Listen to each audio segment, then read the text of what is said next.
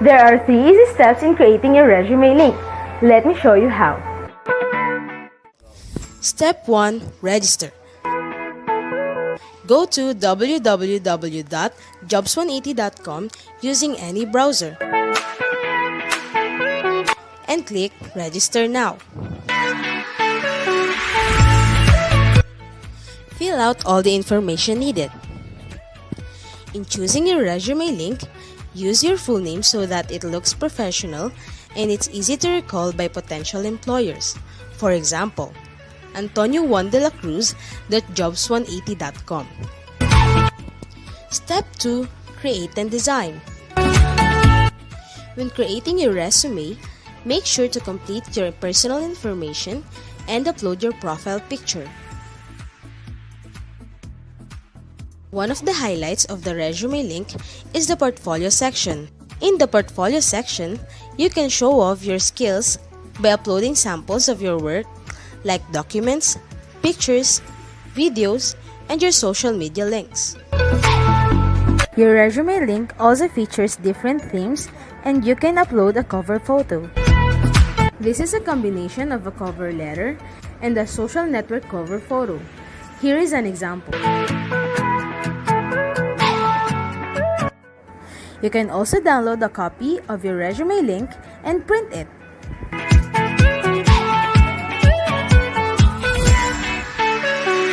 Step 3. Apply for a job. There are many ways to apply with your resume link. First is browsing the job recommendations in your Jobs 180 dashboard. If you're qualified, click Submit Resume Link. So what are you waiting for? Dress up your next generation resume, stand out brightly among the competitive job seekers in the market, and win the heart of your future employers using Resume Link.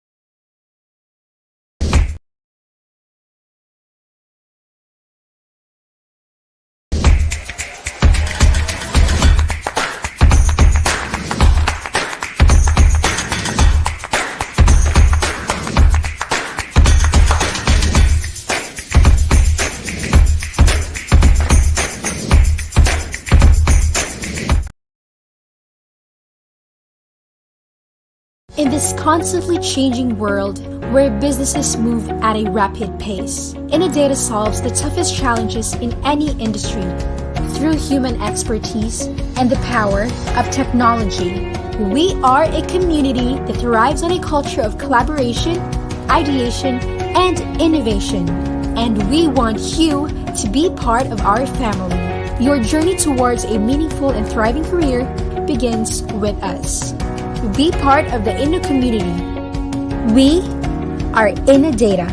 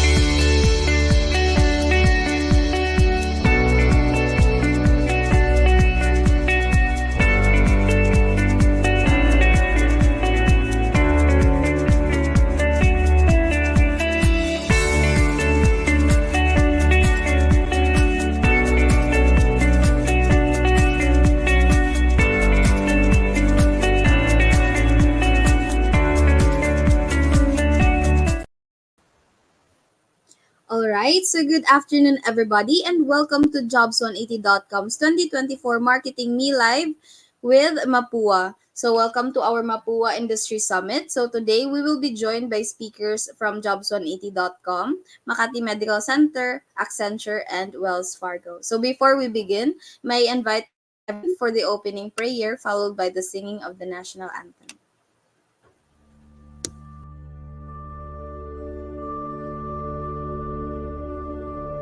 Praise God from whom all blessings flow.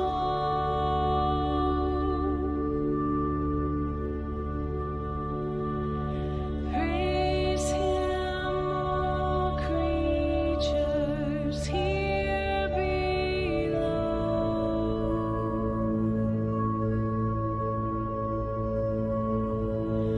Praise Him above the heavenly host.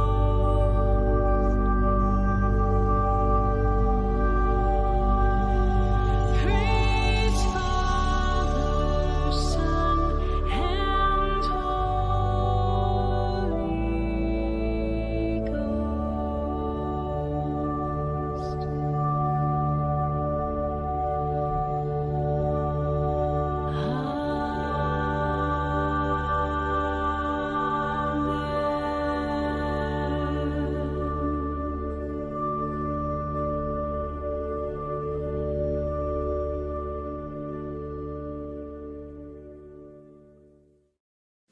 Mga kababayan, ang pambansang awit ng Pilipinas.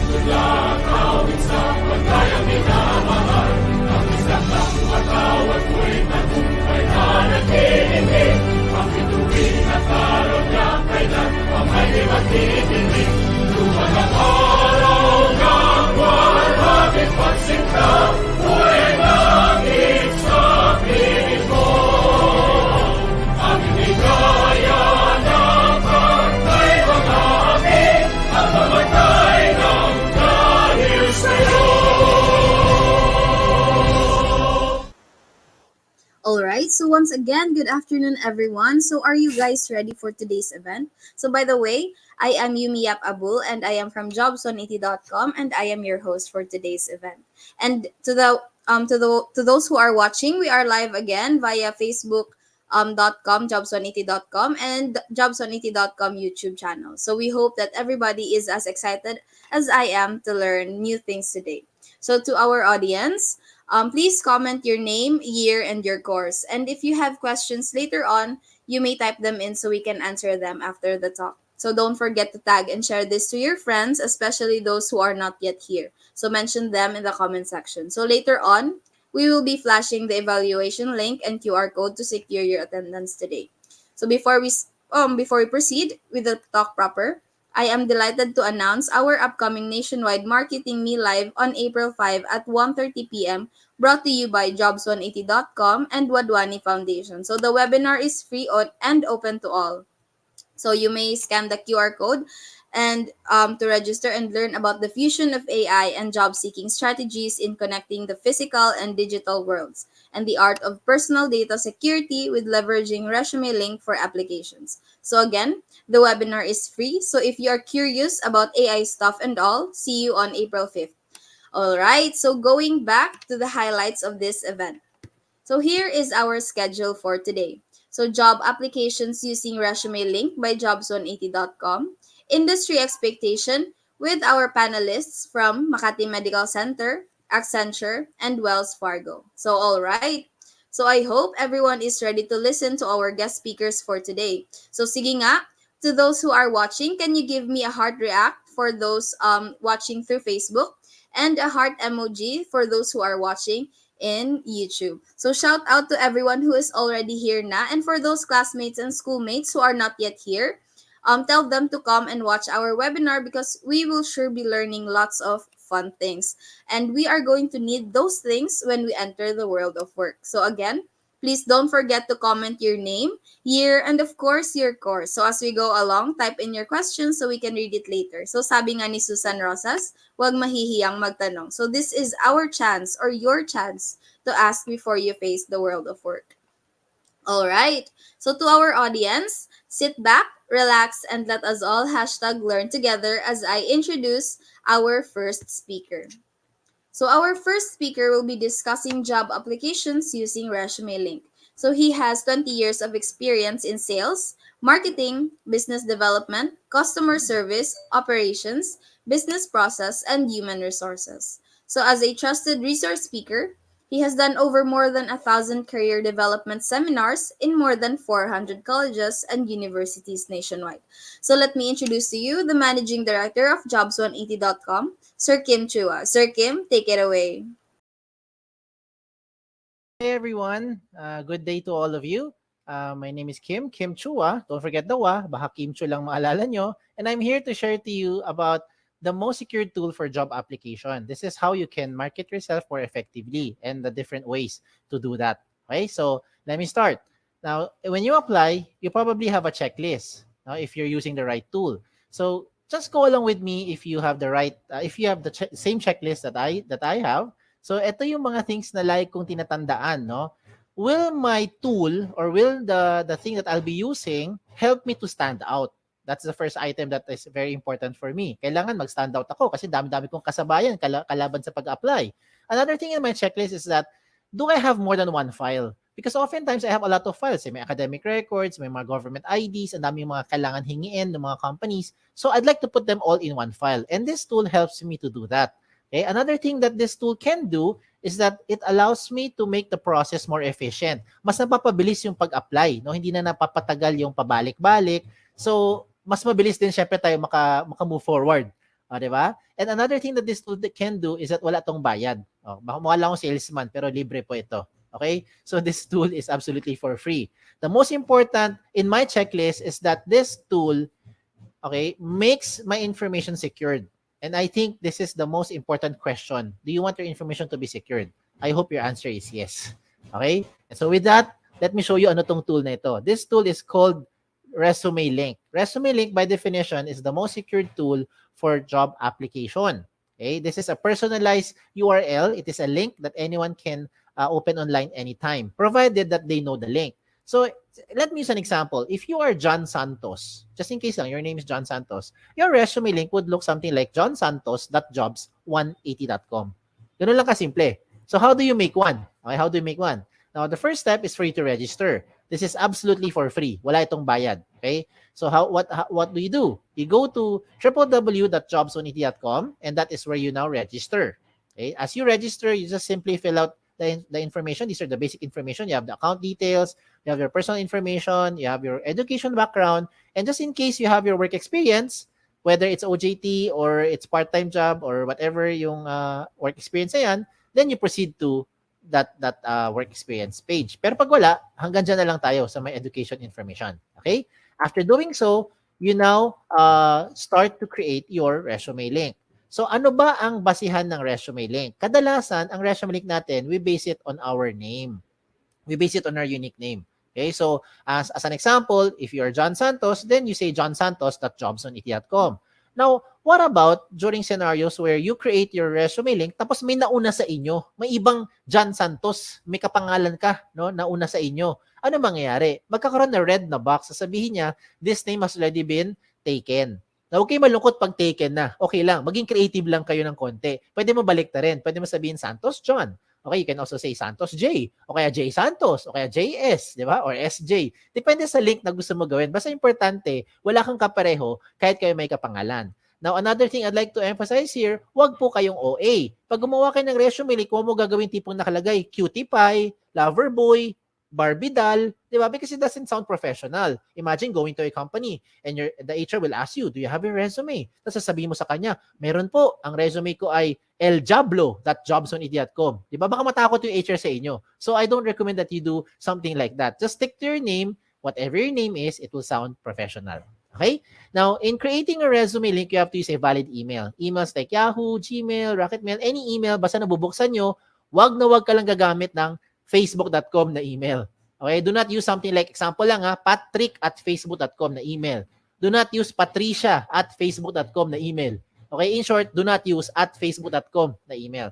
Because if you use @facebook.com, you will no longer be able to receive notifications being sent to you by the companies as well as jobs180.com. Okay? So use something that you can open. Why is it important for you to open your email? Because you have to verify your account. Okay? Remember, pag nag-verify, yan ang ebidensya na ikaw nag-register talaga. Yan ang proof. Diba? And at the same time, if you verify your account, then you'll be receiving notifications from the companies as well as Jobs on 80.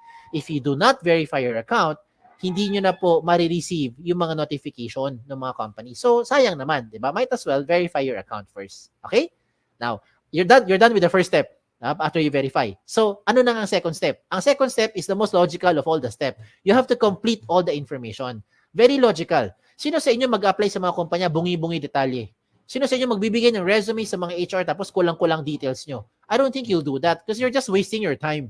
Instead, kumpletuhin yung information nyo bago kayo mag-submit dun sa mga companies. Okay? So, step 2, complete the information. And how do you do that?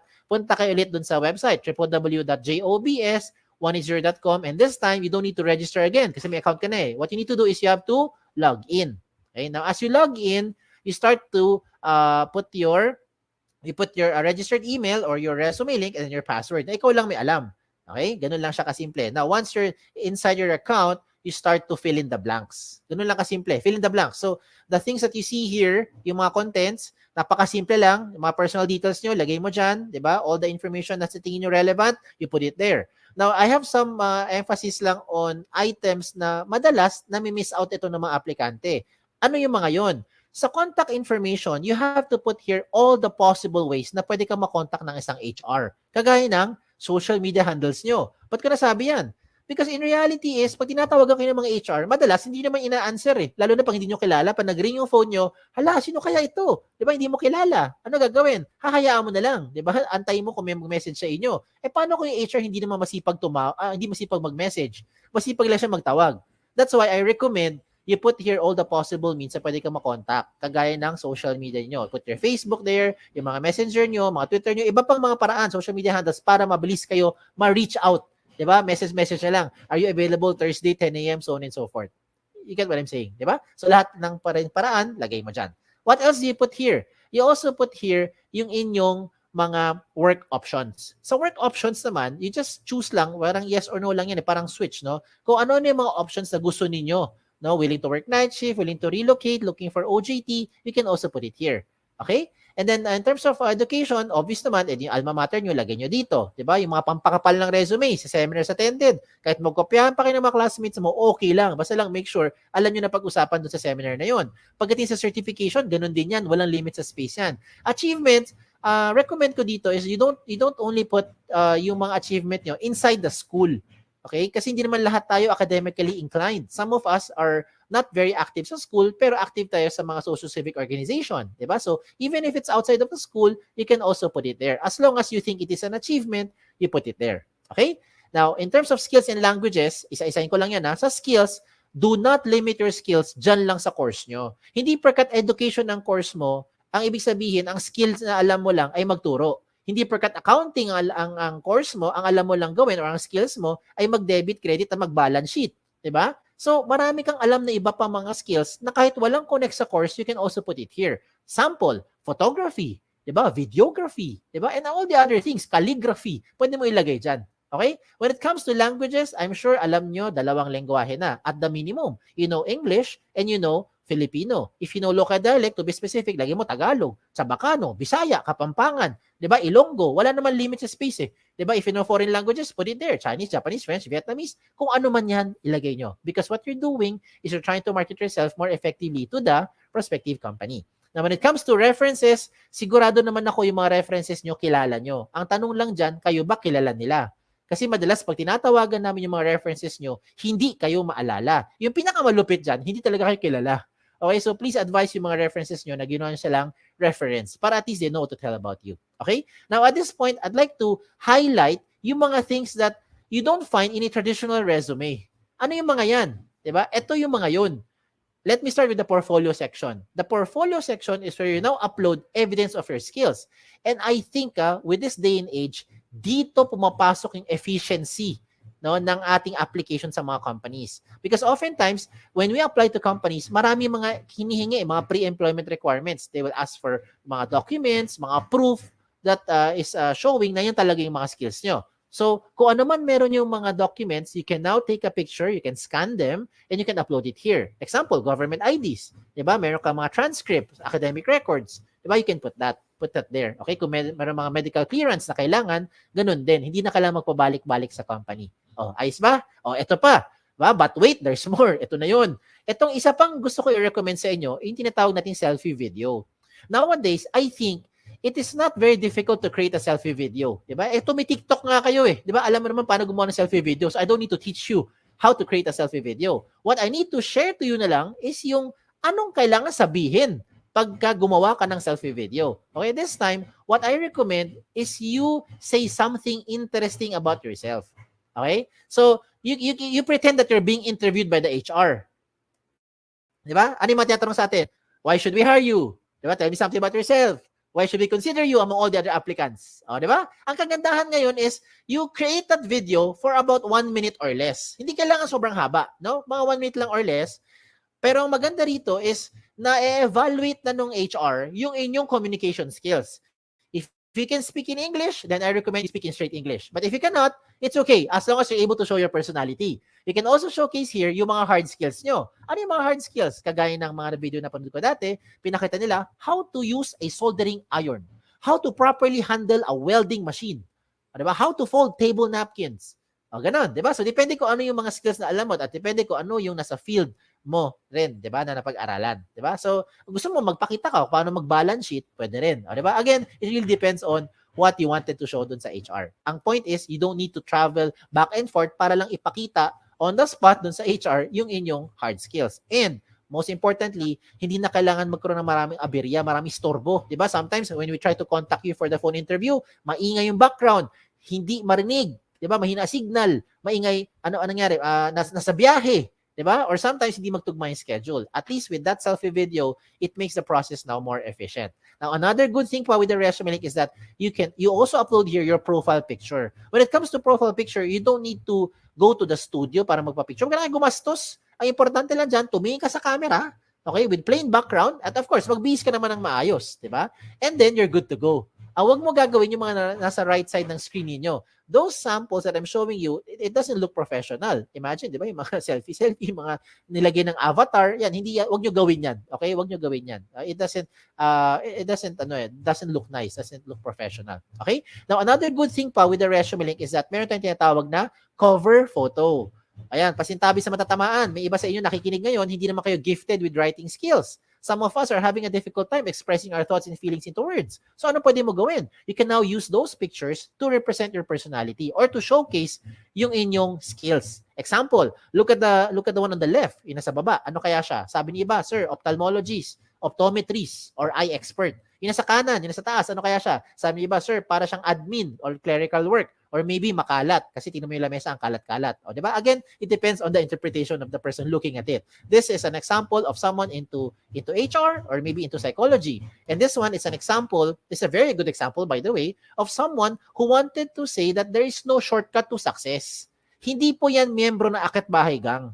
Okay? Ang gusto niya sabihin, you will be able to reach yung goal mo by taking one step at a time. Oh, di ba? You get what I'm saying now. So I'm showing you good examples para you can draw inspiration from. And I will also show you not so good examples. Ito yung wag niyong gagayahin.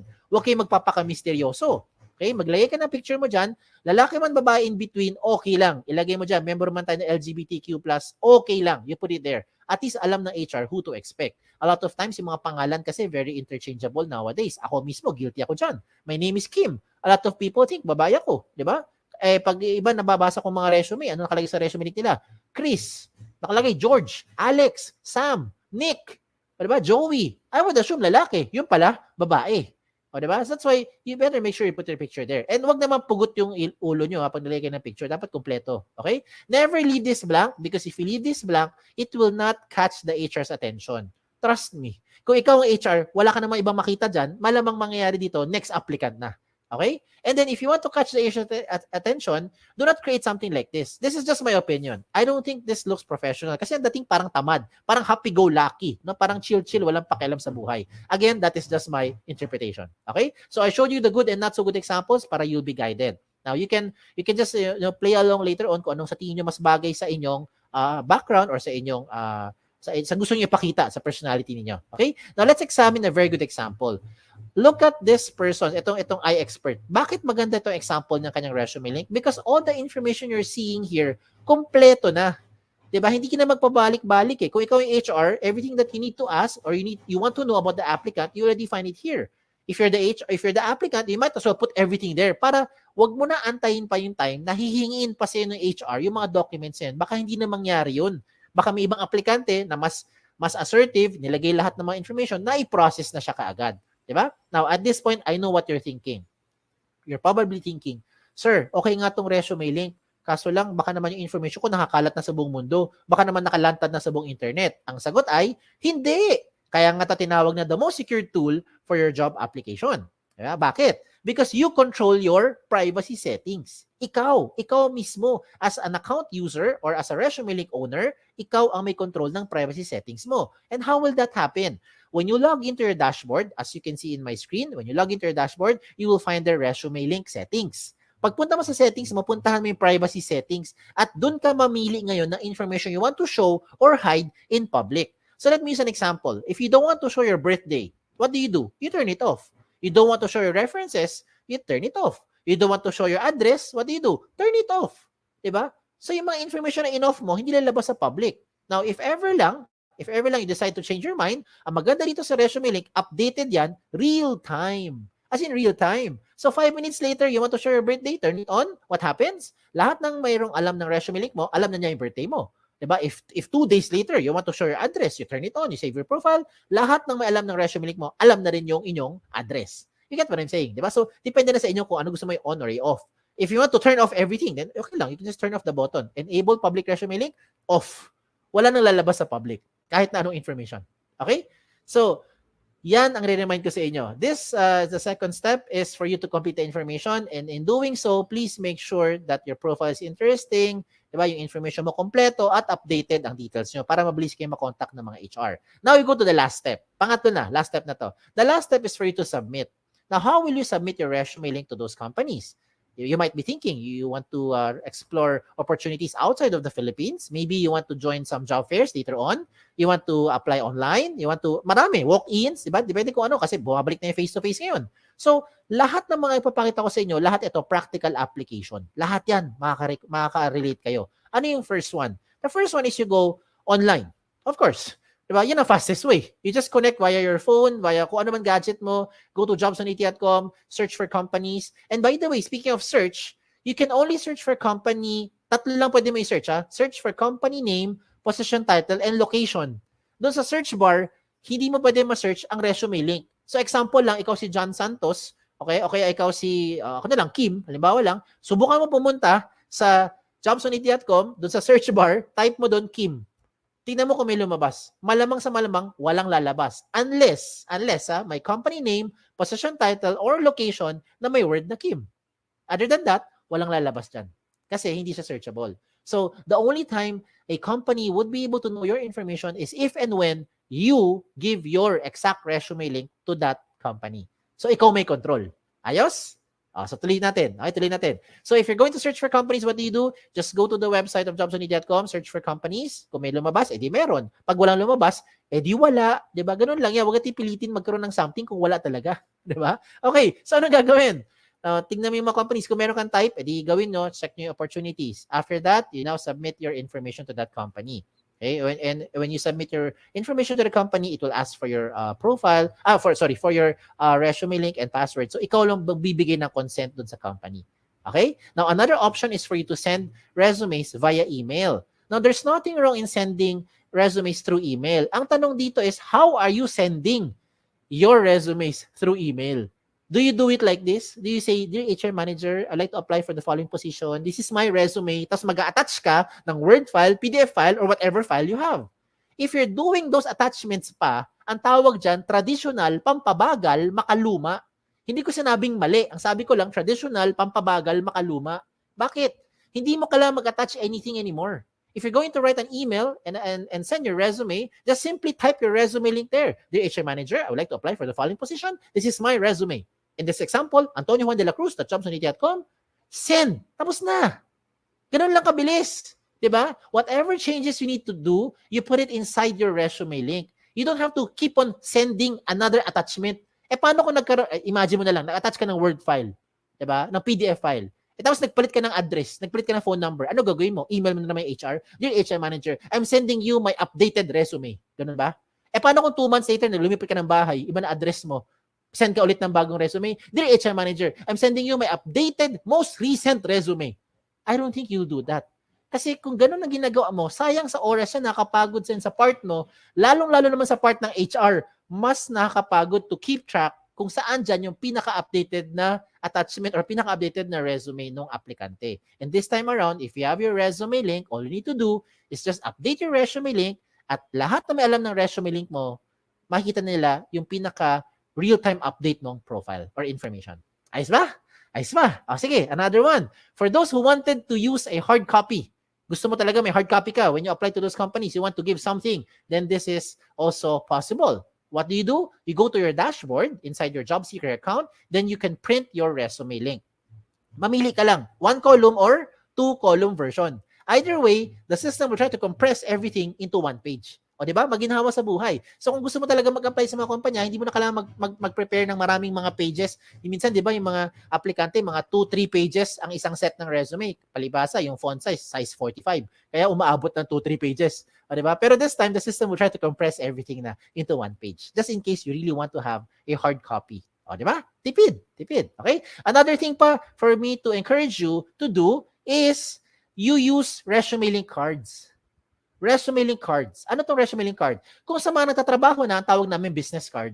Sa mga nag-a-apply, tawag dyan, resume link card. So in one piece of paper, whether short bond or long bond paper, you can now design it your own way. You can design it depende kung ano ang gusto mo. Pagiging creativity mo, ikaw bahala. You can make 10, 20 sets of cards. Depende sa laki or liit. Diba? Kasi laki ng index card or kasi liit lang naman normal business cards natin. Diba? So depende. So maybe in one long bond paper, you can make 10, 20 sets of cards na. And so after you have it printed out, pwede ka na ngayon maggupit-gupit. Gupit-gupit na lang.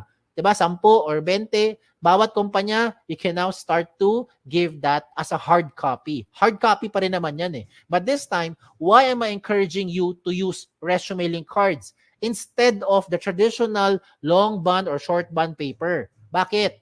Una-una, tipid. Diba? Because of course, right now, eto, tipid. Kasi if you're going to apply to 20 companies, you don't need to print 20 sets of long bond papers. You just need to print 1 long bond paper and cut 20 small pieces of resume link cards. O, diba? That's for the cost side. Tipid na. Pangalawa, at mas importante, security of information. Diba? You want to have peace of mind. Paano ko nasabi yan? Kapag ikaw yung nagbigay sa isang kumpanya ng long bond paper or short bond paper, example lang, no? It's a traditional resume. And for some reason, nilipad ng hangin. Okay? Nilipad ng hangin. Hindi mo kasalanan. Kasalanan ng hangin eh. Diba? May nakapulot na stranger. All your information, alam na nung stranger. Tama? And you cannot deny it because you know what I'm saying is true. Diba? Hindi mo kilala pero alam niya yung details mo. Now, using your resume link card, same scenario. Nagbigay ka ng resume link card sa company, nilipad ng hangin ngayon. May na stranger na nakapulot, okay lang. Bakit? Kampante ka. Kasi yung resume link, ikaw may control ng privacy settings mo. That's why, in your resume link card, what I recommend, you just simply put your name and your resume link. Dalawa lang. That's it. If you want to put your mobile number, it's okay. It's up to you. You can put it there. Diba? Pero ang point ko is, resume link, pwede na siya makita ng mga HR or mga companies na bibigyan mo. Diba? So you have peace of mind now. Okay? So there's a lot of advantages using resume links. In fact, doon pa lang sa privacy portion, panalong-panalo ka na. Ikaw ang may control ng privacy settings mo real time. Pagdating sa speed of hire, it becomes faster and more efficient because whatever you want to show the HR, you just attach it there. Whatever the HR needs from you, they just ask from you. Diba? You take a picture, you scan them, upload it there, and later on, pag okay na, you now turn off yung privacy settings mo. Diba? Or you can remove them in the attachments. Diba? Cost efficient, definitely wala tong gastos, tipid. Diba? If you're thinking, ay sir, paano po yung internet, kailangan ng pang-load? Pwede ka maging resourceful. Connect lang tayo sa mga libreng wifi. O, diba? And then, pagdating sa flexibility, if you really want to have it printed out, yung inyong resume, you also have the option to print it out. That's like how I showed it to you, 1-column or 2-column version. Either way, it's really up to you. Pero ang point ko is, ResumeLink na lahat yan. Okay? And you can use this to any platform, whatever platform you want to share it to. You want to share it sa mga messenger nyo, you want to share it sa email, sa Viber, sa text, di ba? Gusto mo, kaya ko bahala. Di ba? Gusto mo, sulat mo sa papel, tapos gawa ka ng airplane, palipad mo, di ba? May nakakuha, alam niya yung resume link mo. Ikaw bahala. Okay? Ikaw may control kung sino ang gusto mo bigyan. Okay? You don't have to use your USBs anymore. You don't have to save it sa hard drive. Baka mawala pa yung USB nyo. Delikado. Diba? Wag na. Baka kung ano pa makita ng mga nakakapulot ng mga USB na yan. Okay? So you don't need to worry about compatibility as well because this is compatible to any platform. If you're using Android, you're using Safari, kung ano magamit mo, pwede yan sa kahit anong version. Okay? And so, just to promote lang, if you want to be part of our team, we're also hiring. Mismo sa jobs180.com, we're hiring for several opportunities, several vacancies yan. Check out na lang yung aming jobs180.com/jobs180 na page. Okay? And by the grace of God, shout out lang ako, right now we have more than 400 plus colleges and university partners nationwide from north all the way to the south of the Philippines. Thank you, Lord. O, diba? Ang kinalat namin, hindi lang virus. Biro lang. Kinalat namin ResumeLink. Yan ang kinalat natin. So, a lot of schools now, including your alma mater, are now using the ResumeLink. So, I hope it doesn't stop here. No? You become a blessing to others as well. If you have friends, you have yung mga relatives mo, na sa tingin mo kailangan nitong tool na ito, you can share it to them. Wala namang bayad eh. Libre naman yan. Okay? And so, as we close this portion, I'd like to discuss some of the frequently asked questions. Baka ito yung mga agam nyo or ito yung mga questions na gusto nyo tanungin. Sagutin ko na muna. Okay? Unang tanong, can I give my resume links to companies who do not know about jobs180.com? The answer is absolutely yes. Basta alam nila eksaktong link mo at ikaw may control, sino bibigyan mo nun. Ikaw lang ang magbibigay. Diba? So, ikaw lang may alam sino binigyan mo. Okay? Now, second question, is it the same as other job platform kagaya ng JobStreet, LinkedIn, or any other job site? The answer is no. May dalawang pagkakaiba. And let me use an example here. Let me do a shout out to JobStreet, no? Because I think you guys know what JobStreet is. So, shout out lang to them sa mga nasa JobStreet. If you're using JobStreet na resume, you can only apply to companies who are using JobStreet. If you're applying to a company who is not using JobStreet, you cannot use your JobStreet resume anymore. Pero pag gamit mo yung resume link mo, pwede mo yung gamitin kahit na saan, kahit na kanino, kahit na anong platform. Diba? Basta alam ng HR yung eksaktong link mo at ikaw magbibigay nun. That's the first difference. Second difference, if you have already submitted your JobStreet resume to an HR, you cannot change anything anymore. Well, you can on your end, but it will not be reflected on the HR. Hindi siya magiging real-time update. Comparing it to resume link ni Jobs 180, you can update it real-time. 2 days later, 5 minutes later, 6 weeks later, ikaw bahala, anytime nag-update ka ng information, lahat na in-update mo, dagdag bawas, will be reflected real-time across all na may alam ng resume link mo. Okay? So those are the two major differences. Now, pagdating sa pangatlong question, yan ang pinaka-simpleng tanong. Can I keep my information secured? I hope by this time na-convince ko na kayo na ito na ang pinaka-secured na job application platform. Okay? So, use your resume link. Number 4 question, I think is the most important question. How often should you update your resume link? The answer is every time. Every time na meron kang babaguhin. Okay? Every time na meron kang babaguhin. Lalong-lalo na yung contact details mo. Kasi imagine, binago mo lahat. Binago mo yung work experience mo, nagkaroon ka ng awards, nagkaroon ng achievement, hindi ka mo makontak ng HR. Wala rin, di ba? Sayang din. That's why you have to update yung contact details niya. Okay? And the last question is just a trivia. Trivia lang, palaisipan. Why is this called jobs180.com? This is called jobs180.com because we want to turn your life around 180 degrees. And in case you're wondering, no, you wanted to raise a concern, bakit hindi po 360? Kasi pag 360 degrees, you only go back to where you started. Ikot ka lang na ikot, wala kang pupuntahan. 'Di ba? Bumabalik ka lang kung saan ka galing. O ha? O, di ba? Char-char lang yan. Okay? So, anyways, again, kung meron pa kayo ibang questions, just in case you have questions, okay, you may send those questions here through our website, www.jobsonit.com. You can also email us or email me here sa info@jobsonit.com. You can like us on Facebook, follow us on Twitter, Instagram, pati na rin sa TikTok. Okay? So, check us out on all our social media platform. Okay? Again, my name is Kim Chu. Wa. Don't forget the wa. Okay? Isang magandang araw po sa inyo lahat. Thank you.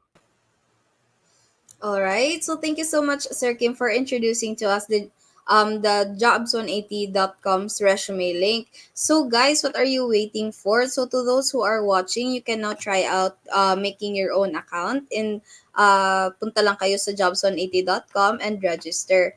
So okay, so unfortunately, Sir Kim will be joining us later. Ah, nandito pala siya. Hi, Sir Kim. All right, guys. So as Sir Kim is inayos pa yung technical ano niya, you can actually ask your questions. Just post it on the comment section and we will answer them here. So, wala na kayong mahiya magtanong, sabi nga ni Susan Rosas. So, if may questions kayo regarding the resume link, kung paano nyo po papagandahin yung mga resume link nyo, paano po kayo hand out, you can ask Sir Kim. Or, Sir Kim will be joining us later on after this. Okay. So again, if you have any questions, you can email us at info@jobs180.com or you may visit our Facebook page, which is jobs180.com, and you may message us there. Okay, so thank you so much, Sir Kim, for joining us today and for introducing to us again the resume link of jobs180.com. So students, um, again, if you would like to know more about Resume Link and if you have any additional questions, you can ask Sir Kim through the email at info@jobs180.com or you may visit facebook.com/jobs180. So now onto the last part of our session today. So I am thrilled to announce that our upcoming panel discussion promises both an exciting and enlightening experience. So get ready for an engaging session filled with fun and valuable learning opportunities. So before I introduce to you our panelists, i-insert ko muna yung national spotlight ng jobs180.com and the Wadwan Foundation.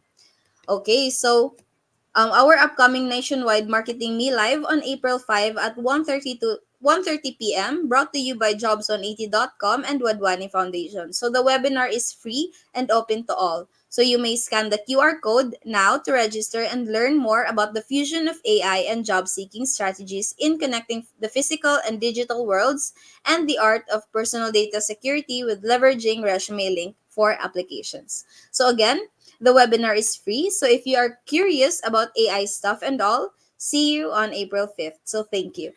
Again, so here is our panelist. So we will be discussing the industry expectations in the field of information technology services and consulting, healthcare, and banking and financial services. So let me introduce to you our panelists. So first, he is a graduate of Bachelor of Science in Psychology and is a licensed psychometrician with more than a year of experience in recruitment field. So he is the recruiting associate of Accenture, Mr. Raymart Kyle Dabay. Our next panelist is a recruiter by profession, but traveling is her passion. So as a seasoned recruiter with over a decade of experience, she managed a site, launched programs, been part of a global project team, and currently managing a team. So she loves collaborating with clients, leaders, and team members. So she also believes in continuous learning and improvement. And as a leader, her core is her team development and team motivation. On the side, she is an ambassador for TEL US WISE, a free literacy education program that offers informative workshops to help the youth have a positive experience as digital citizens. So she is also a partner of the TEL US Women's Connection and an advocate of corporate social responsibility. So in her free time, she travels a lot and she enjoys learning about people, food, culture, mass transportation, history, fashion trends, um and it greatly widens her network.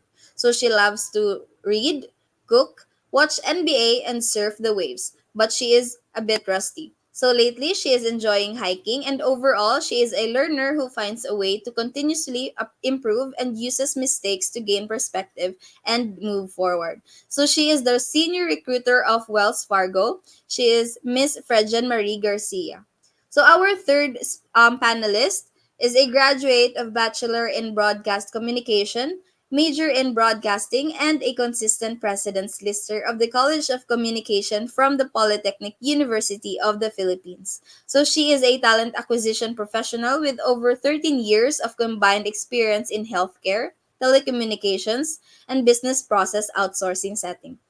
So, a certified targeted selection specialist by the Development of Dimension International Incorporated or DDI, and a certified recruitment and selection expert by the Harry Pound Consultants Incorporated.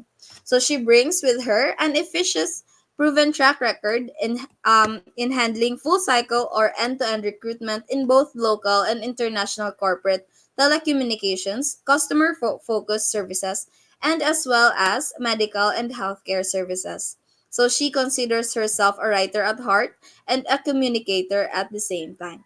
So the Talent Acquisition Department Human Resource Management of Makati Medical Center, Miss Gertrude Jade Oliveros. So now for our fourth panelist. She holds a degree in psychology from St. Paul University, Quezon City, where she is trained to engage in educational, clinical, and industrial institutions. So prior to serving as human resources assistant, talent acquisition at the Makati Medical Center. So she helped improve their then family business on the daily operations and administrative functions for almost 2 years. So she is the human resource assistant of Makati Medical Center, Miss Natalia P. Pedido. So I'd like to welcome the panel. All right. So hi everyone.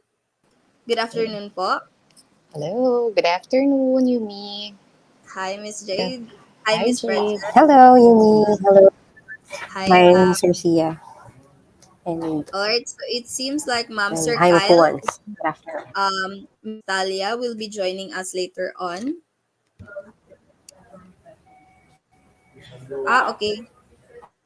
So si Miss Jade lang po pala from Makati Med. Sorry po. All right. So yung mangyayari po today, ma'am, is para pong fast talk lang po. So I have prepared a couple of questions addressed to each one of you, and of course, the viewers are also allowed to ask questions. So just post it on the comment section and we line it up po. So that so Exciting. okay, all right. Kaya nga ma'am, exciting nga po. All right, ma'am. So I would like to ask this first question to Miss Fredjen. Alright. My first question, ma'am, is do you feel like you're making a difference in your job?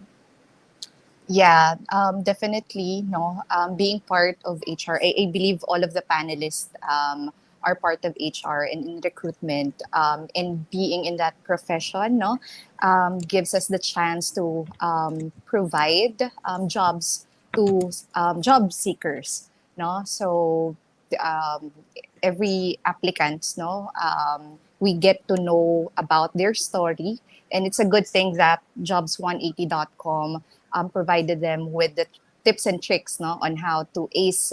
Let's say that they are already seeking for a job opportunity. So yes, I am really happy and no, confident to say that we are providing life-changing events, no, to our job seekers and making a difference.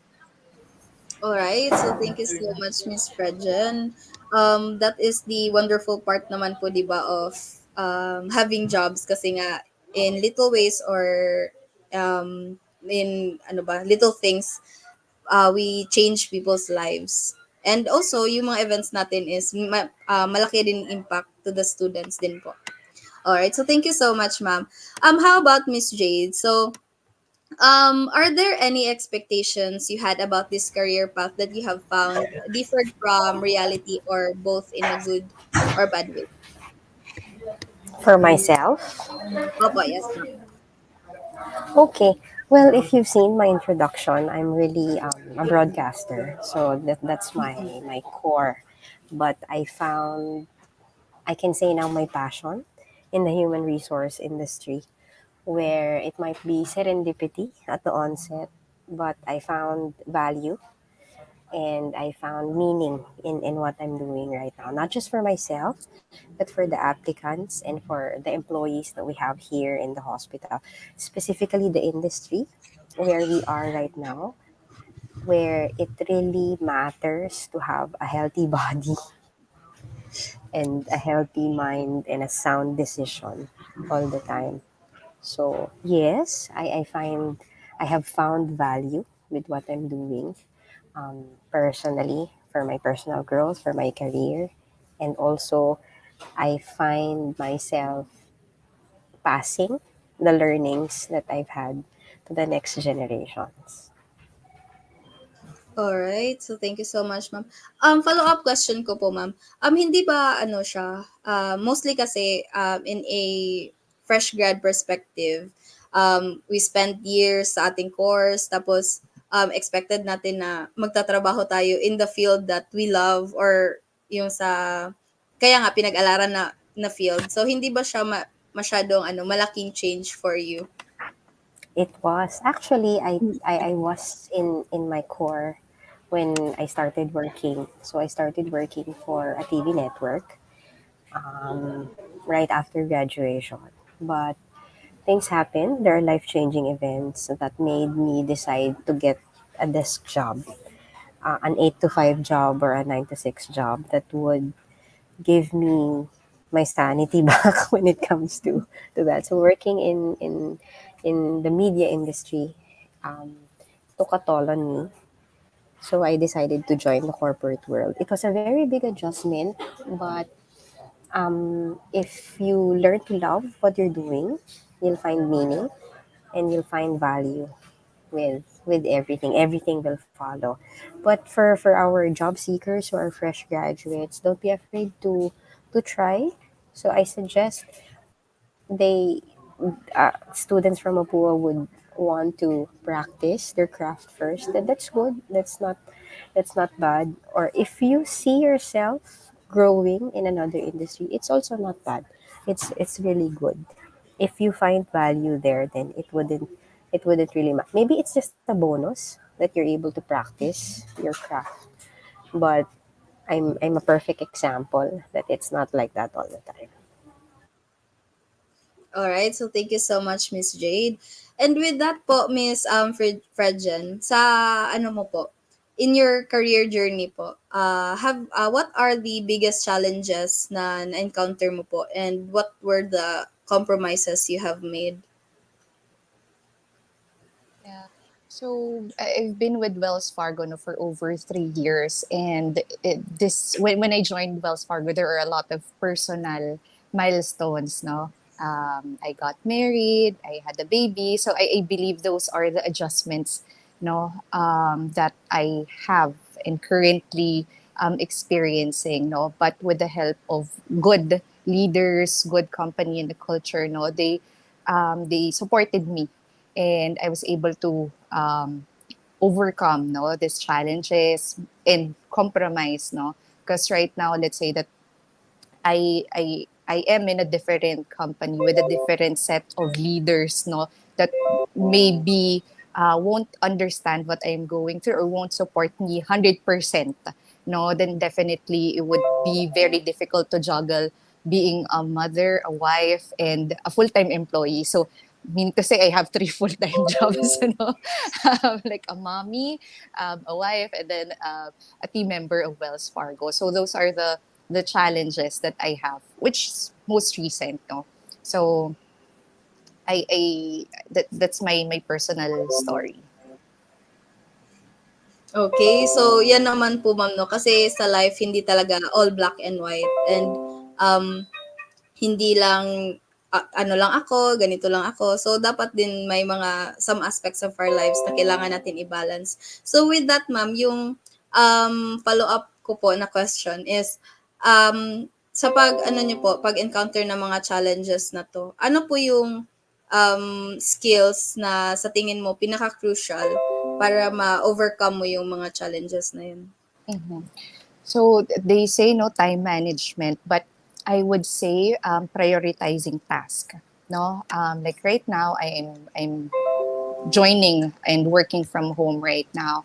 So when I am working from home, or even when I'm in the office, like my 8 hour shift is really dedicated to my job. No, when I log out, so that's the time that I am a full time mommy and a partner to my husband. And of course, looking for personal time, no, to decompress and find some or do things that I am passionate about. So that's very, very important. So to our soon to be, fresh graduates, task prioritization is very important. So there, you'll learn this, no, or know this later on, like the four quadrants, like urgent, important, and then not important, not urgent. So the four quadrants that we have now. So we have to really um, compartmentalize this task, no, because when you are a full-time employee and also a full-time mom, everything is urgent, everything is important. So you really have to decide which one to do first and to deliver on a daily basis. Oh, yes. So, tama naman po, ma'am, no? May quote nga ako dyan, yung ano, ma'am, the key is to not to prioritize your schedule, but to schedule your priorities. Oo. So, ganyan. Agree Um, 100%. Oo, yes, ma'am. Yan talaga yung tumatak sa akin talaga na quote. Alright. So, I have noticed that, Sir Kyle, hi po, good afternoon. See you again. See you again. Hindi, happy to see you again. Sorry, sir. Oo. Um, Ayan. Hello, good afternoon. Sorry I'm late. Medyo juggling lang a lot of events. Hello also to our speakers from Wells Fargo and Makati. alright. So, thank you so much, Sir Kyle, for joining us today. Yung ano lang pala, sir, yung mangyayari today is para lang fast talk. So, I have prepared a couple of questions and I will address each one of you po. All right. Okay.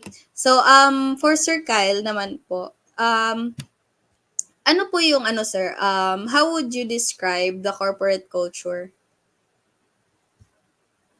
The corporate culture, siguro I would probably stick na lang to what I know so far with Accenture. No?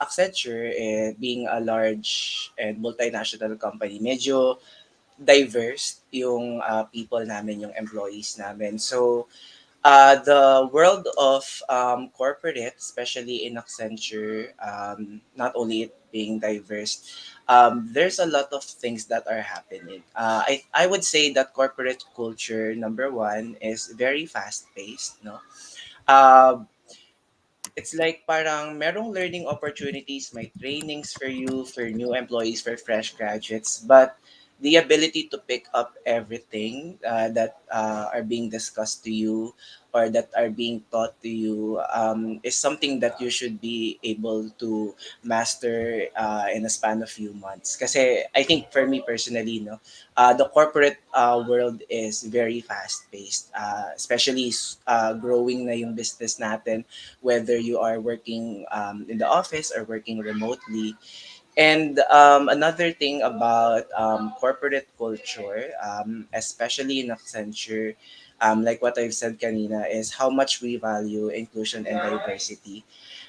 Before, I would say a few decades ago, when we talk about corporate, it's mostly dominated by men, 'di ba? Mm-mm. Parang, okay, this is a corporate world. Mostly may kita mo mga men who are dressed in business attire with their luggage, yung square na luggage. That is how stereotypical it was before. Pero we're now emerging in the future wherein we're trying to give opportunities equally, for women to men and even people from the LGBT community and also our PWDs. No, in Accenture alone, actually, no, just a little trivia.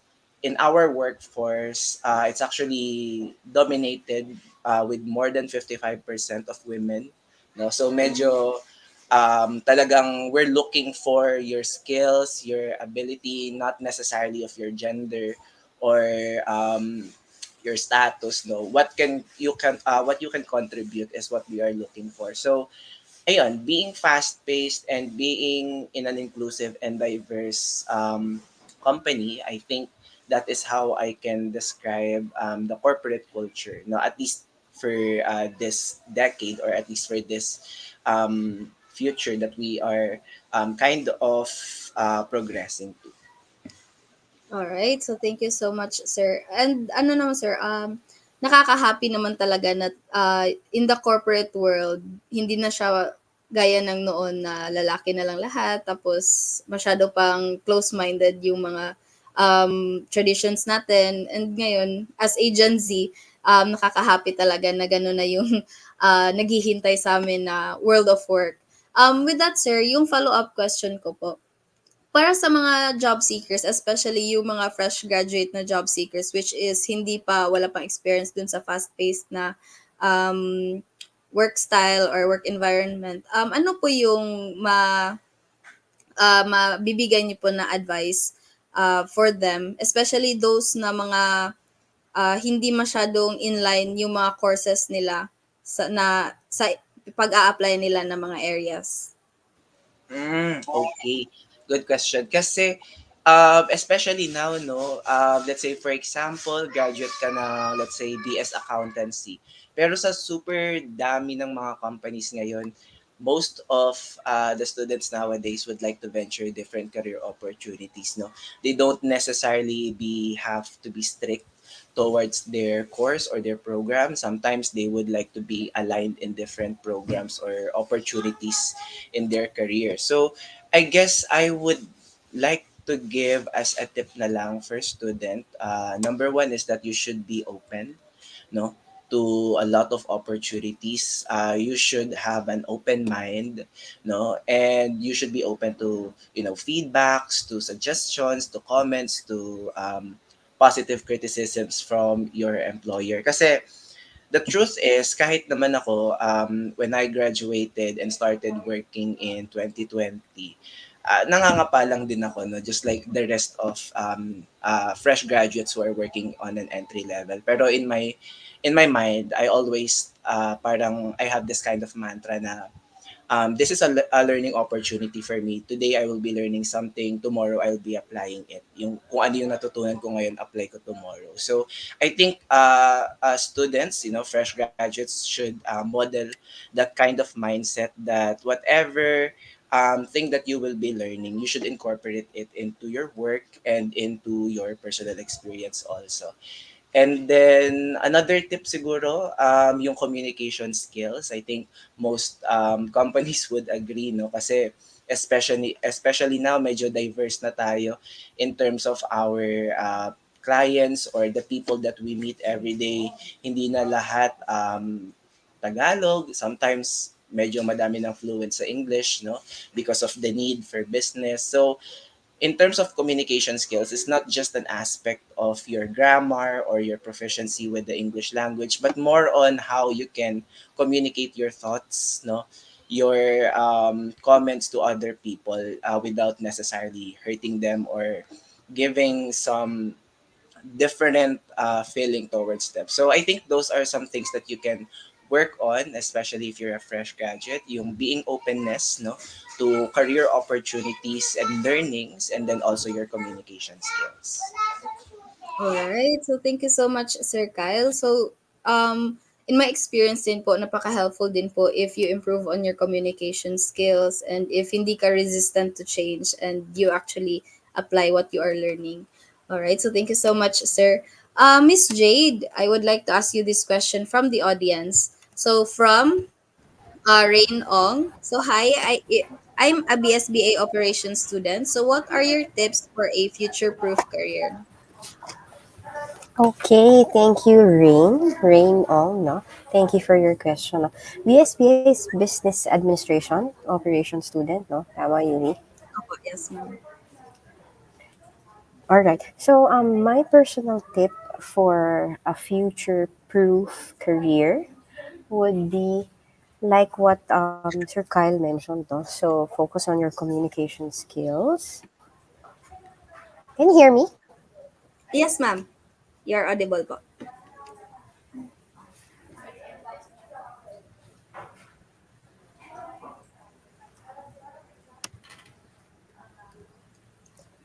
Or baka nawala yung ano ko. Hello, can you hear me? Yes, ma'am. Anyway, so focus on your communication skills. Also, be able to equip yourself with the necessary learnings that you need to. So, when you enter an industry, it's not like you already know everything. So, be open to learn new skills, new things, new tasks that will be given to you, and make sure that you also impart what you learned to your co employees. So for a future proof career, it's like we start normally as a sponge. Like we get everything first, we absorb everything first, and little by little, we start teaching what we know is right, and we start deloading what we know is not right. So in everyday's journey, we will encounter mistakes along the way. But like what I always say, there are no mistakes in life. There are always lessons learned. So we pick it up in a positive way wherein we learn from those mistakes. So it will not be perfect when we start, but through the years, as we go through our journey in our career, Rain, and for the rest of the students of Mapua, you'll find ways how to polish that certain thing that you need improvement. So it's okay to make mistakes, but you don't settle there. You make sure that you bring the learnings with you moving forward. You leave the mistakes behind and learn from it, and make sure that when you know how to do things right, you tell your body this is how you do it. It really feels good, believe me. Alright. So, thank you so much, Miss Jade. So, tama naman talaga doon na we should be open to changes. Tapos, siguro ngayon, yung mga ano kasi, mindset usually ng mga Gen Zs, if marami kasing takot mag-fail, takot magkamali, kasi nga, in the era that we live today, madami, ano kasi yung cancel culture. So, nakakatakot mamali. Oo, tapos ganun, lagana pa tayo sa social media. So, maganda naman din yun na as advice kasi nga as people na matakot or scared magkamali. So, do not be afraid of making mistakes kasi nga yun yung ways natin to learn. Oo. All right. So, thank you so much, Miss Jade. So, this next question is for Miss Fredjen po. All right. So my question, ma'am, is in this era today, so the digital age. So ano po mga developments on the horizon that could affect the future could affect future opportunities? Right now, no, based on certain discussions that we have, while some jobs may be replaced by AI or robotics, no, we still need workforce, no. So yung mga fresh grads, if they feel na nako, itong trabahong to could be managed or can be replaced by AI, don't worry kasi of course, yung mga routinary, like for example in mechanics, no, yung mga sa planta, that can be replaced. No? But if we need decision making, no, we need people. So, Alright. No- Kaya nga, ma'am. Kasi ano, sa maalala ko noon, may mga movies regarding that. Siguro yung mas maalala ko is yung sa Charlie and the Chocolate Factory na ang dami ng like, ang daming nag-lay off kasi nga yung machineries, so ganun.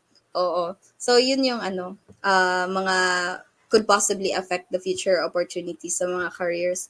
And follow-up question ko lang po, ma'am, is with that po, ano po yung mga kadalasan na qualifications na you seek in a new hire? Especially dun sa mga fresh graduates kasi may perception tayo or stereotype na yung mga fresh graduates is difficult na to deal with, especially in this generation ng mga fresh graduates. Yun yung naano ko sa news. So, ano po yung qualifications you seek po?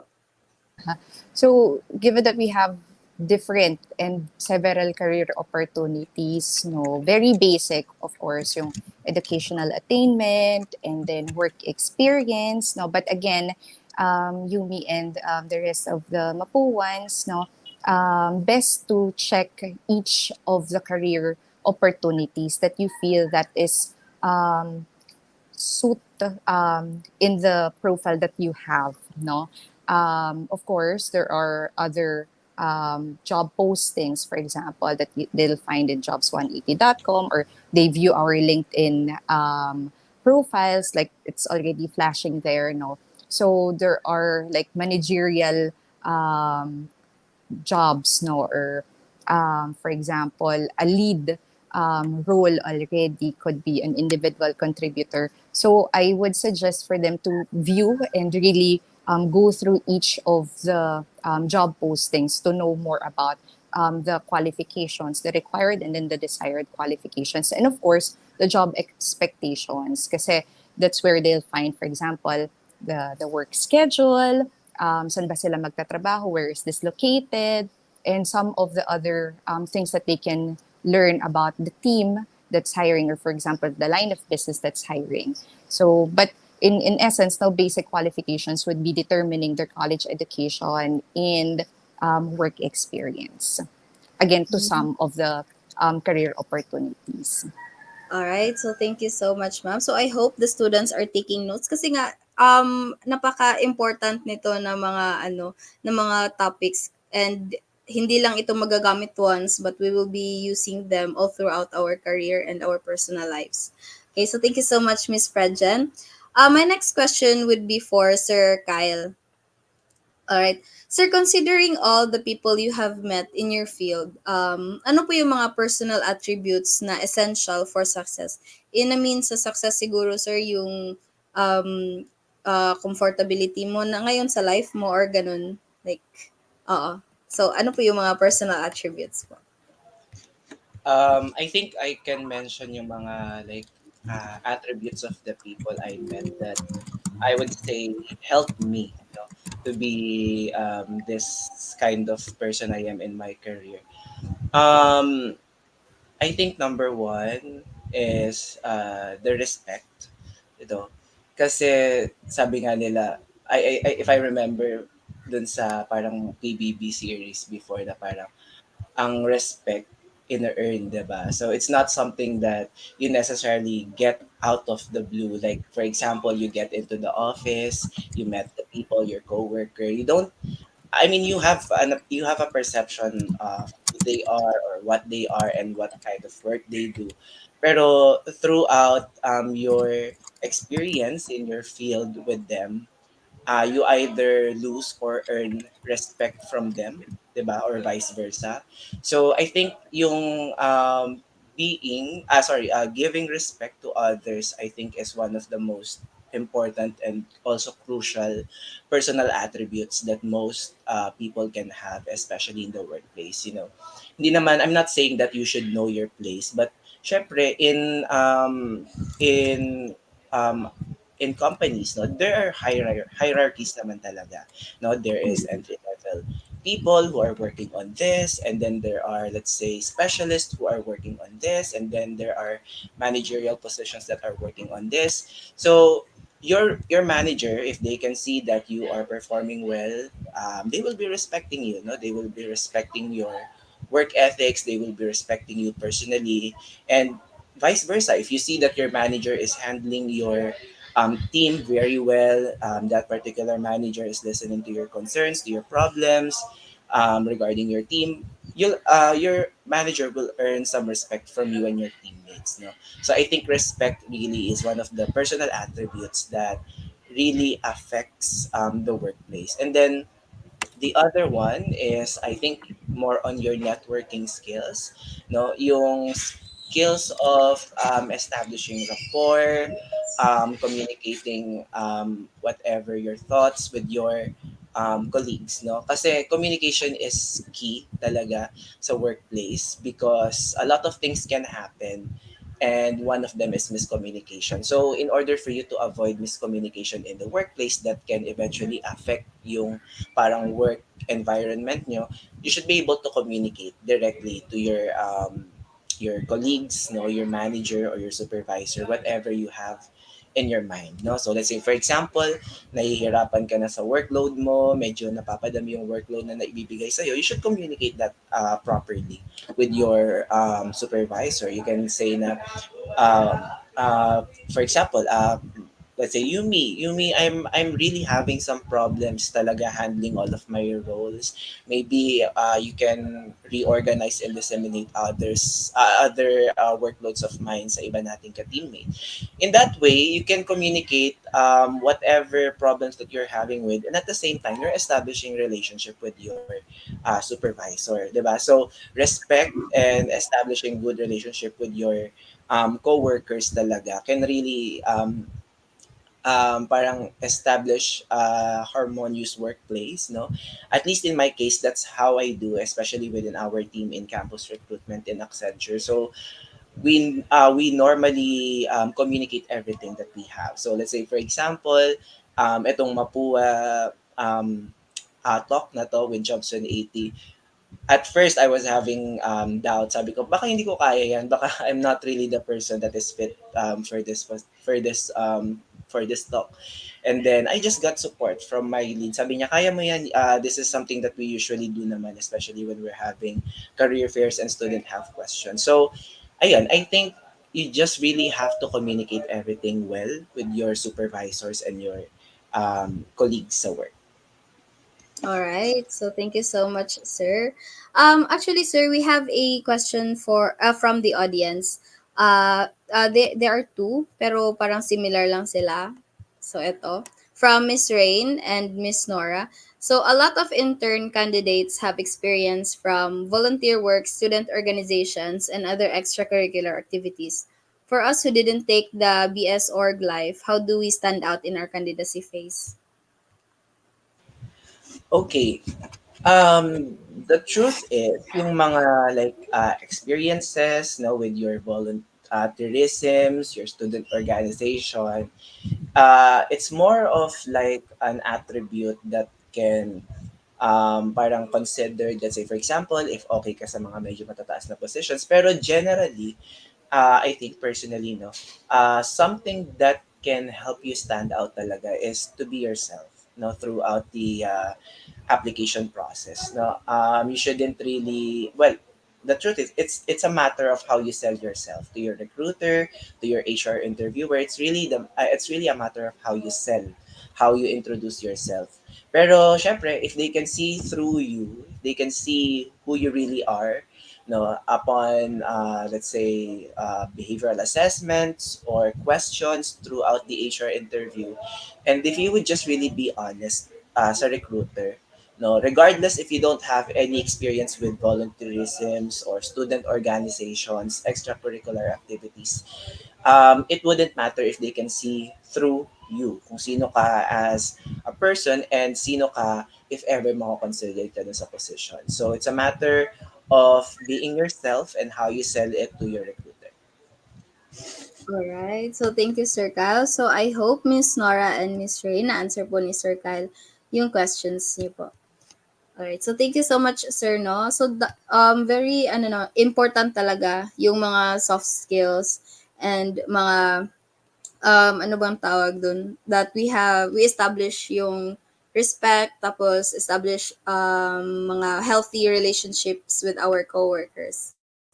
Alright? And also, it's important to be ourselves kasi nga unique tayo and tayo lang yung nakakaalam kung sino talaga tayo. Alright? So my next question is for Miss Jade. Alright. So ma'am, as a recruiter, what's the type of personality in you see in an applicant that you think that this person will become someone in the industry? Oh, that's very nice, no? Not all would appreciate that question, but kami siguro amongst other recruiters would really appreciate that question. Anyway, somebody that we would want to see and would stand out in the future or in the organization would be somebody like you mentioned is Sir Kyle. No? If you're just if you just portray yourself as you are, be yourself. That's one. And also factor for me is if you know your goals, if you know what you want. It strikes me a lot if I talk to somebody who knows where he or she wants to be in the next couple of years. He already envisioned that this is the career path I wanted to take. This is where I want to go. This is how I want to be promoted. This is where I want to excel. This is what I do. At this age, in the coming years, I already have master's degree or I already have X number of skills, additional skills. So that's what's really striking for me. If somebody or if an applicant knows where to go, knows her goals in life. It might be a short term goal or a long term goal, not a problem. But it really impresses me that as young as you, for example, Yubi, if you know where you want to be in the next 3, 5 years, it might not happen, but at least you know that's your mindset, that's your goal, that this is what I want already. At a very young age, you know what your priorities are, and you already have an end in mind. So you start with an end in mind. So normally that's how we do it. It's very impressive for me. Apart from being yourself, apart from the communication skills, apart from the leadership skills and among others that the school taught you, also it's very vital that you know the direction where you want to go. Also another thing that really strikes me or that really gives me that aha feeling would be somebody who would really be comfortable telling and answering the questions as in no holds barred. Not all applicants would be as fluid as possible or as transparent as possible. Some might be shy, some might be nervous, but I am always stunned with applicants who are proud of their roots, who are proud that I am here because I have this, who are very diligent to perform all the activities that they did. They might not graduate with Latin honors. Not all will graduate with Latin honors, but it really stuns and impresses me if they're very confident to say and proud to say that I'm willing to learn and this is the core that helped me to be where I am right now. So the skills that they will learn eventually will be a bonus if they excel. But in reality, siguro natuturo naman eh. So attitude, definitely hindi namin matuturo, no? But the skills, specifically in the industry that I belong, no? So it's very important that you are passionate enough to care for another person, to care for a stranger, and to be there at the time that they needed the most. So your holidays are not yours, your weekends are not yours normally, your nights normally are not yours in this industry.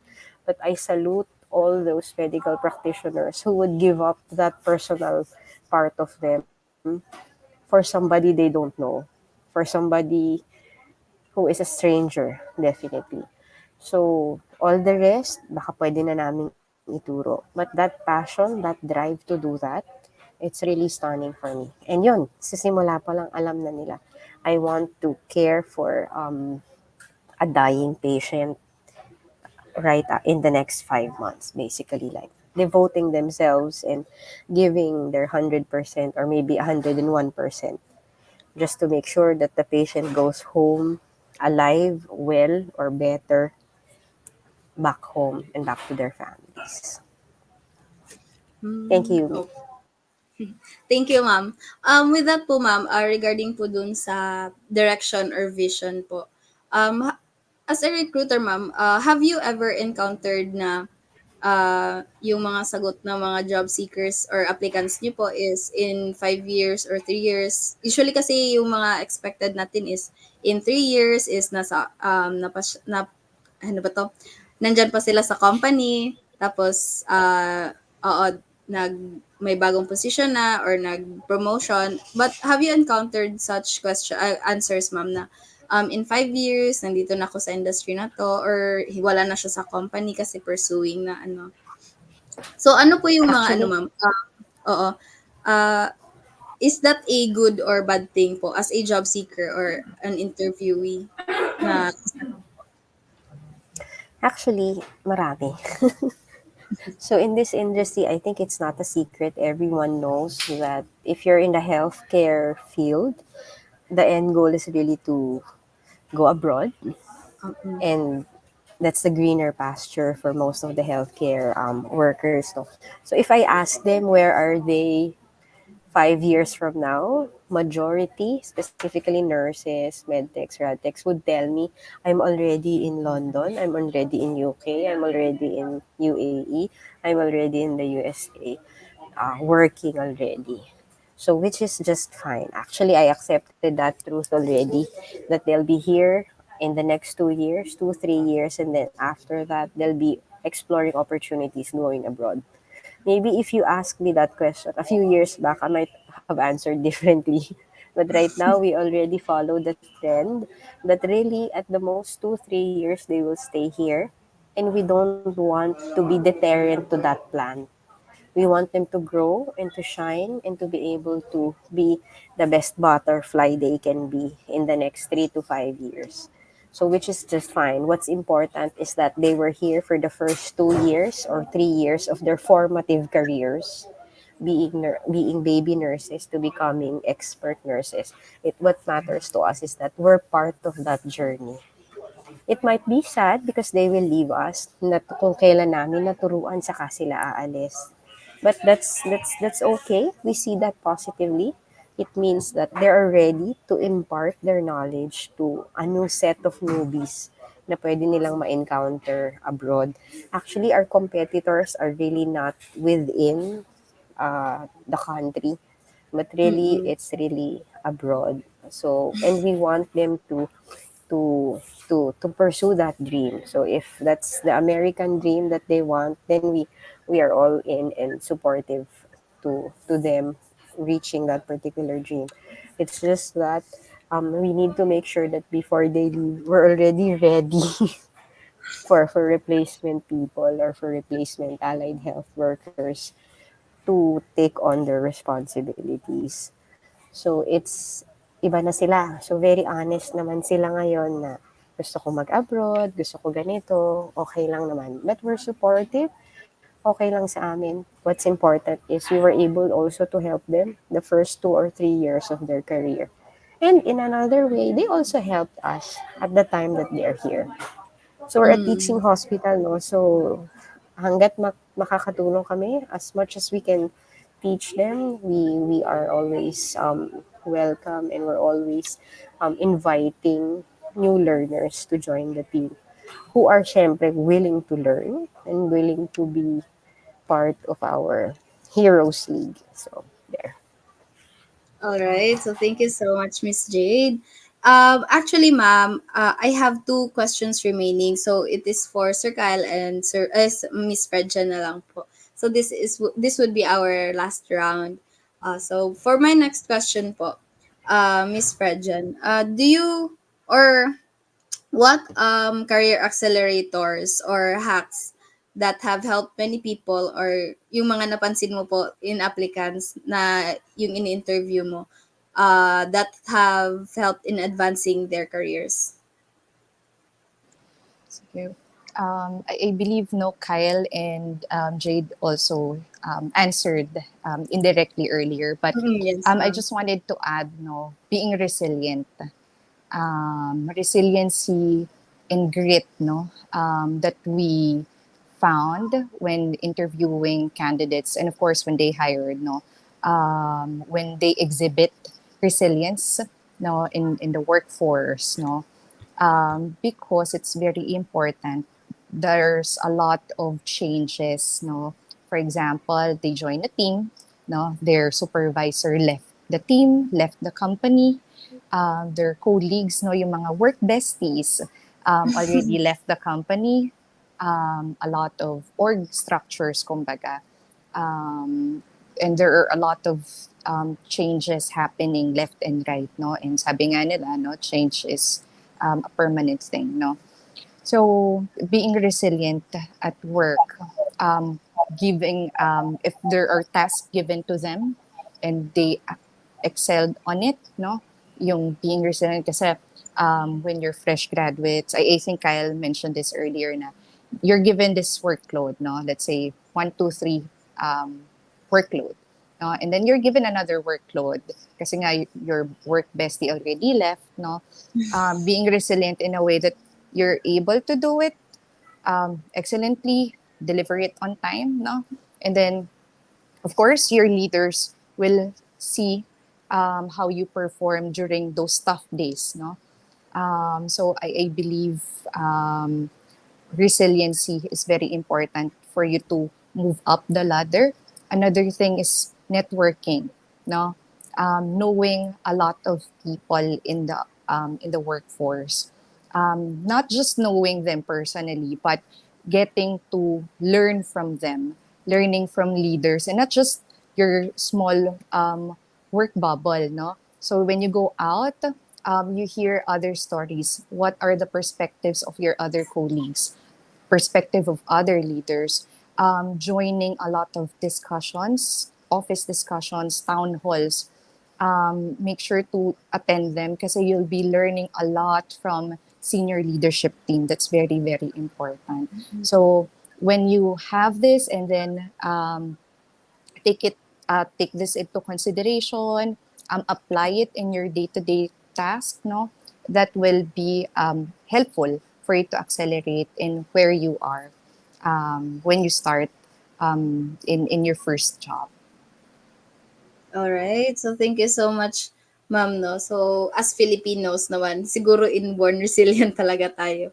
But also sometimes too resilient lang. Oo. Parang may ganun. All right. So thank you so much, Miss Frejan. My last question would be for Sir Kyle.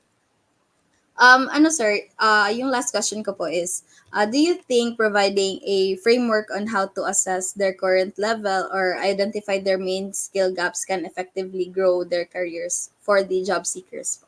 Or sa mga new hires niyo po? Sorry, Yumi, can you repeat the question? I think I Yes, lagged sir. a little. Sorry, Okay. sir. Okay, sir. Do you think providing a framework on how to assess their current level, identify their main skill gaps, can effectively grow their careers? So, specifically, sir, for those job seekers or mga new hires po. Okay. Yeah, actually, most companies, especially yung mga malalaking companies, they usually provide frameworks of the nature of the job requisition to um, entry level positions, especially for fresh graduates, no? Kasi most companies naman has an idea that these people don't have any prior experience, no? So this would be their first job, this would be their first career. So for employers specifically, I think it's important for us to, especially under recruitment, ganyan, to provide this frameworks, this, kumbaga parang when you were back in college, parang like syllabus of what you are Mm-mm. supposed to do, what are your job requisition, in order for our employees, for our fresh graduates to have a better experience in the company. Kasi we cannot expect everyone to know everything, di ba? Like, okay, your job will be, let's say, an office administration. So you'll be working in the back office, and then you'll have to do this and that. Syempre, you'll have to give them a better overview of how to do the job properly. That's why we have shadowings, observation, trainings, orientations prior to your start date, ganyan. So in Accenture, just want to mirror in our company, no? So in your first, I would say first week, it's more focused on your orientation. Well, technically, you're considered as an employee already, pero we're just giving you this opportunity para you'll have a better overview of your position. So you'll have career orientation, so more on how the company works, what is the company, and then eventually, once that is established, you will be directed to your team, to introduce the team, and then Afterwards, you'll be given specific person from your team to discuss to you front to end, di ba? From start to beginning, kung ano yung mga dapat mong role to avoid confusion, of course. No? And I think that's important to establish kasi to avoid conflicts and at the to avoid conflicts at the same time kasi sometimes baka mamaya yung mga how do you say this new employee, they would think, is this within my scope? Parang job ko pa ba to? Parang hindi naman siya na-discuss prior to that. So it's very important that we establish as employers yung mga ganong things or ganong aspects to our new hires para they'll have a better experience and career path towards their company. Alright. So, thank you so much, Sir Kyle. So, dapat important naman din pala yung, important din always yung framework para po alam natin kung anong gagawin tapos saan patungo. Alright. So, thank you so much, Miss Fredjen, Miss Jade, and Sir Kyle for that very wonderful panel discussion. No? Pati ako may na-learn. So, I hope yung mga students po na nakikinig and nanonood is may na-learn din po sila. Alright. With that po, ma'am, do you have any advice or mga last words for our students po? So, I would like to, okay po ba si Miss Jade yung mauna po na magsalita? All right. So maraming salamat. On behalf of Makati Medical Center, I'd like to thank Mapua University for inviting us today, and of course through Job Street, Yumi, Kim, and the rest of the team from jobs180.com. Thank you very much for always remembering us in events like this. We really appreciate it. And for all the rest of the Mapuans out there, so I'd like to invite you to be part of our growing team here in Makati Medical Center, the hospital with a stronger heart. Actually, you can visit our career openings in Jobs 180. Here in Makati Med, I'd like to inform you that your health is always in our hearts. Also, we make sure that we have everything that you need to keep your body healthy and disease-free along with the rest of your family members. For career opportunities that you would want to, if you would want to check, so you can visit here in www.jobs180.com/Makati Medical Center for our openings. And I'm looking forward to personally meeting every one of you here in Makati Med. So wag kayong matakot. We don't need just nurses. So we have opportunities even for the non medical courses because we still operate corporately. So there. Thank you very much and have a blessed Holy Week ahead. Right, thank you so much, Miss Jade. Yes, Miss Fredjen, do you have anything to say to our fresh graduates or sa mga future job seekers po? So first, no, thank you for having us. Very enlightening and fun discussion together with Kyle and Jade, and of course for facilitating this UB. Just to add on, Jade, of course, fresh graduates, no, new job seekers, you'll be submitting tons and tons of applications. So don't be disheartened if you will get reject letters from time to time. So go lang ng go, just submit applications. But remember to always check the job description that is aligned with what you are looking for and what you have as your qualification. No? So also, I'd like to invite you, no, in checking our career website. No, so that's www.wellsfargojobs.com, and also flashing on your screens now www.jobs180.com/Wells Fargo for exciting career opportunities. If you're interested to pursue your first job in a banking or financial service industry. All Thank you. right. So thank you so much, Miss Fredjen. And last but not the least, Sir Kyle, do you have anything to say para sa ating mga job seekers, future job seekers? Yes, thank you, Yumi, no, for this event, for moderating, and also I wanted to thank Jobs 180, also in partnership with Mapua University, for having this event. I also like to acknowledge the presence of other speakers from Wells Fargo, si Fregan and si Jade from Makati Med. Truly, I think we only have one common goal talaga for this event, and it is really to entice everyone to join and find opportunities that would fit for them. So I think it's good that we have a well diverse set of speakers from different industries. If you guys would like to join an IT consulting company and BPO company as well, you can visit and check our website. I think that should be accenture.com/ph students, no, to check also other campus engagement activities. For our open opportunities for fresh graduates, you can visit jobs180.com/accenture. So guys, we accept all courses, no? Wala kaming specific course na hinahanap.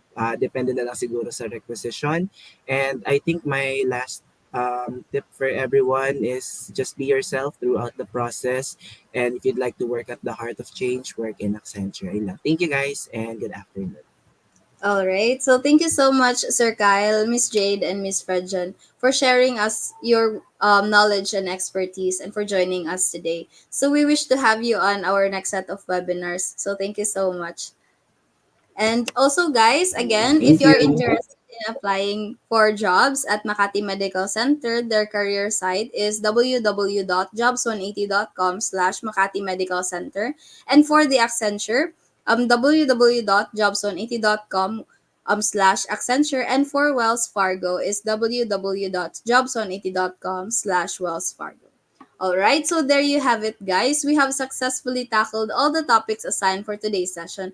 So I have to say, if this was my first time attending webinars like this and my first time entering the world of work as a job seeker, again for the first time, I would find this very helpful. And I hope na ganun din yung perception nyo for this event, because we will sure be using those what we have learned today when we enter the world of work. So to our audience, thank you for attending, and we hope that you found this webinar informative and that what you have learned will be useful on your journey to the world of work. So we appreciate your presence and willingness to learn. And for the questions, guys, thank you so much. And we also hope that you enjoyed the session. So if you have any additional questions, don't hesitate to send us a message on our Facebook page, facebook.com/jobs180s, or to email us at info@jobs180.com. So to secure your final attendance and help us improve, we kindly request that you evaluate this event. So the link is displayed on your screen,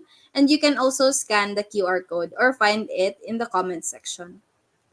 So again, we would like to extend our gratitude to Mapua University for trusting us with your events, and to our viewers, please stay tuned for our upcoming webinars. And again, reminder lang that we have our nationwide Marketing Me Live on April 5 at 1:30 p.m. So brought to you by jobs180.com and Wadwani Foundation. So the webinar is free and open to all, and you may scan the QR code now to register and learn more about fusion of AI and job seeking strategies in connecting the physical and digital worlds, and also the art of personal data security with leveraging ResumeLink for applications. So again, the webinar is free and open to all. So if you are curious about AI stuff and all, see you on April 5. So thank you so much.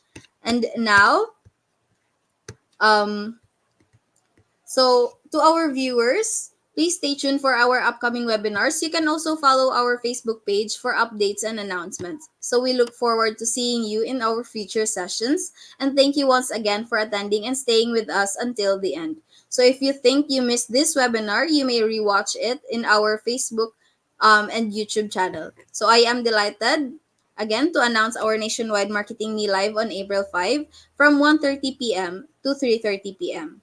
All right, so the program has been concluded. This is your host, Yumi Abul, and we'll see you soon and have a great day.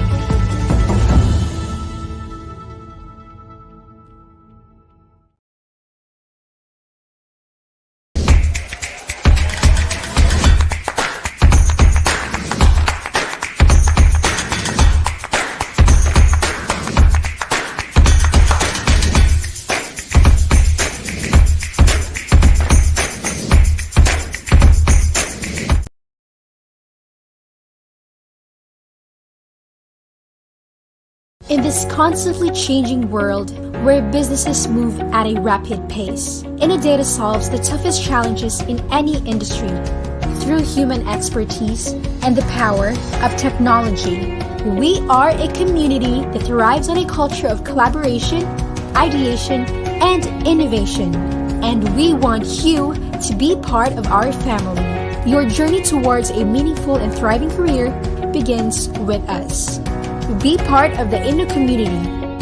We are Innodata.